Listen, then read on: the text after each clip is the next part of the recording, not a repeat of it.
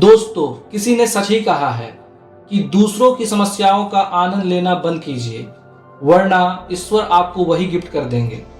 क्योंकि भगवान वही गिफ्ट करते हैं जिसमें हमें आनंद आता है। आदतों को लेकर आपने बहुत सारी कहानी सुनी होंगी, जैसे आदत से मजबूर होना पुरानी आदत है, जाते जाते जाएगी। बहुत सारे लोग कहते हैं जैसी आदत है वैसा जीवन, लेकिन आदत ऐसे नहीं बनी है। एक्चुअली हम जिंदगी के नाम पर आदतों को ही जीते हैं। बहुत सारी आदतों को एक जगह इकट्ठा कर लें तो जो बनती है वो है हमारी जिंदगी। हेलो फ्रेंड्स, आप सबका पंकज के ज्ञानालय में स्वागत है। दोस्तों, वर्षों पुरानी बात है। एक राजा था जो अपनी प्रजा और अपने परिवार का खूब ख्याल रखता था, लेकिन राजा को अपने आदमियों पर कुछ दिनों से संदेह था और उस राजा के 3 बहुत ही खास मंत्री भी थे जो उनका काम संभालते थे। लेकिन कुछ दिनों से राजा के उन तीनों मंत्रियों में से कोई एक मंत्री ऐसा मंत्री था जो राजा के पैसों में गड़बड़ी कर रहा था और वह मंत्री अपने काम को भी ठीक से नहीं कर रहा था। अब राजा काफी दुविधा में था। राजा को यह समझ में नहीं आ रहा था कि उन तीनों मंत्रियों में से कौन सा मंत्री बेईमान है और कौन सा मंत्री ईमानदार। यह पता लगाने के लिए एक दिन राजा ने उन तीनों मंत्रियों को अपने पास बुलाया और कहा, देखो मंत्रियों, हमारा जन्मदिन आ रहा है, इसलिए आप तीनों को एक घने जंगल में जाना होगा और आप तीनों को एक एक थैला दे दिया जाएगा। उन तीनों को एक एक थैला दे दिया और उनसे कहा गया कि तुम तीनों को अलग अलग घने जंगल में छोड़ दिया जाएगा।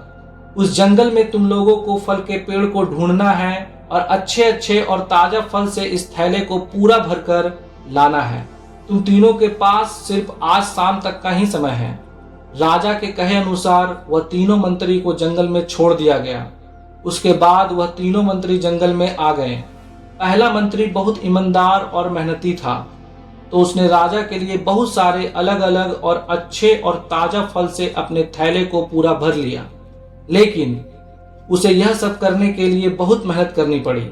उसने अपना काम पूरा कर लिया था, वह बहुत थक चुका था और उसने अपना काम ईमानदारी से भी किया था।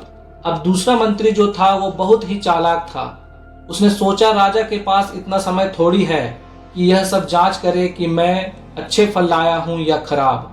तो उसने बिना ज्यादा मेहनत किए उसे जैसे ही फल जमीन पर पड़े मिले, उसने वह अपने थैले में रख लिया, बिना यह सोचे कि वह अच्छे हैं या खराब। जो उसे जमीन पर पड़े फल मिले थे वो बहुत ही ज्यादा खराब थे और वह आराम से पेड़ के नीचे बैठ गया।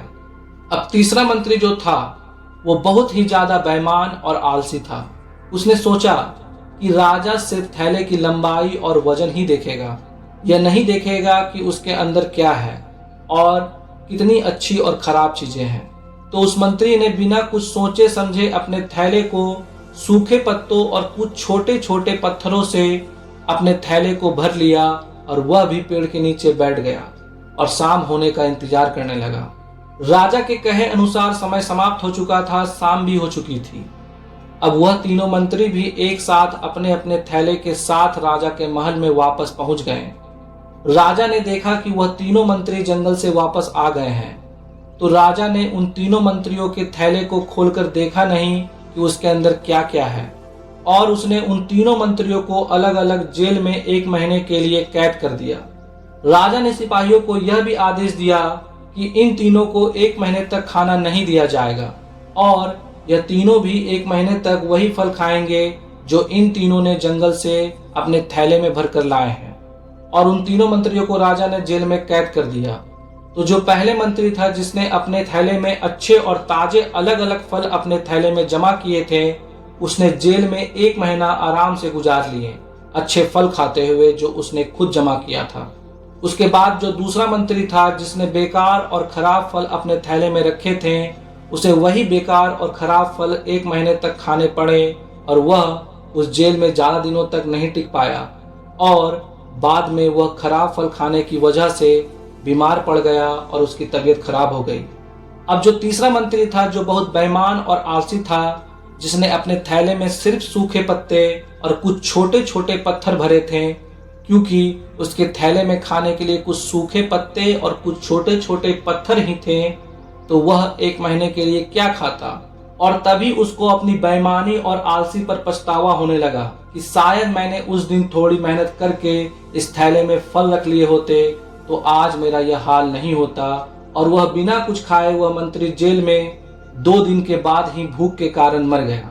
तो दोस्तों, इस कहानी से हमें यह सीख मिलती है कि हम जो आलस और बेईमानी करते हैं, बेईमानी मतलब अपने ही काम में अपना कुछ नहीं करना, अपना मन नहीं लगाना और खाली बैठे रहना, तो उससे आज तो हमें कोई फर्क नहीं पड़ता। आज तो हम अपने काम में आलस करके आराम कर लेते हैं, लेकिन कल भविष्य में कुछ दिन के बाद हमें उस पर पछतावा होता है। दोस्तों, आपने बहुत से लोगों को यह कहते हुए सुना होगा कि काश उस समय मैं ऐसा कर लेता तो आज उस इंसान की जगह मैं होता। लेकिन उस समय पर उन लोगों ने आलस को अपनाया था, इसलिए वह आज जहां के वहीं हैं। और जिसने मेहनत को अपनाया था वह इंसान अपने मंजिल में आगे बढ़ गया।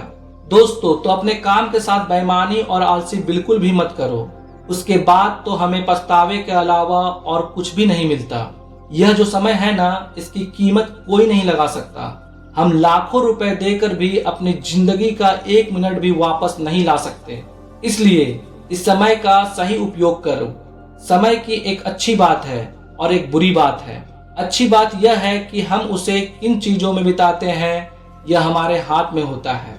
और बुरी बात यह है कि समय गुजर जाता है और सभी के पास दिन में 24 घंटे ही होते हैं, गरीबों के पास भी और अमीरों के पास भी। बस यह हमारे हाथ में है कि हम उस समय से क्या नया कर सकते हैं। तो अपने एक एक पल का हिसाब रखो कि हम उन्हें किन चीजों में गुजार रहे हैं। दोस्तों, अगर आप इस कहानी को और भी लोगों तक पहुंचाना चाहते हैं तो इस वीडियो को लाइक और शेयर जरूर करें ताकि वीडियो और भी लोगों तक पहुंच जाए। दोस्तों, आपने आज के इस वीडियो से क्या सीखा, हमें आप कमेंट करके बता सकते हैं। Thank you for watching this video. जय हिंद, जय भारत।